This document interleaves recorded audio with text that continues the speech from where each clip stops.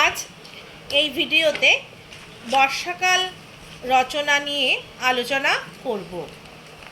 ভূমিকা। হৃদয় আমার নাচেরে আজিকে, ময়ূরের মতো নাচেরে। গ্রীষ্মের প্রচণ্ড দাবদাহের পর যখন শান্তির পরশ নিয়ে বর্ষার প্রথম আগমন হয়, তখন সত্যি হৃদয় আনন্দে নেচে ওঠে। তাপদগ্ধ প্রকৃতির সাথে সাথে প্রাণী জগতও বৃষ্টির জল পেয়ে শান্ত ও পরিতৃপ্ত হয়। বর্ষার সময়কাল। ষড়ঋতুর মালায় বর্ষার স্থান দ্বিতীয়।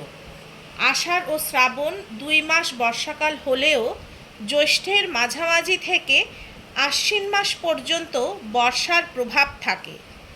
গ্রীষ্মকালে মৌসুমি বায়ু ভারত মহাসাগর ও বঙ্গোপসাগরের ওপর দিয়ে প্রবাহিত হয় এবং উত্তর পূর্বে বয়ে যায় প্রচুর জলীয় বাষ্প, যা সুদীর্ঘ হিমালয়ে বাধাপ্রাপ্ত হয়ে ভারত ও বাংলাদেশে নিয়ে আসে বর্ষা ঋতু। পরের পয়েন্ট, বর্ষার প্রকৃতি। বর্ষায় আকাশ সজল কালো মেঘে ঢাকা থাকে। কখনো কখনো বিদ্যুৎ চমকায়, আবার মেঘ গর্জন হয়।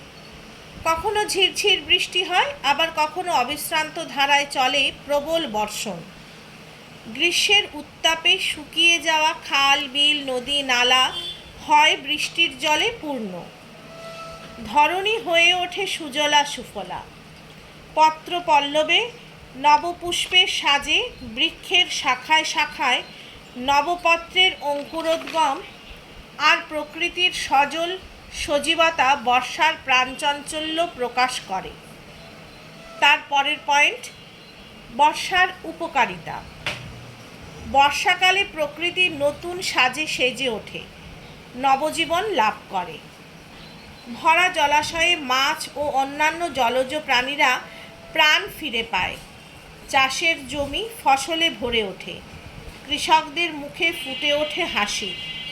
ধান, পাট ও নানা ধরনের সবজির সাথে সাথে প্রকৃতিতে দেখা যায় রকমারি ফলের সম্ভার, যেমন আম, জাম, কাঁঠাল, লিচু, আনারস, আতা, তাল ইত্যাদি।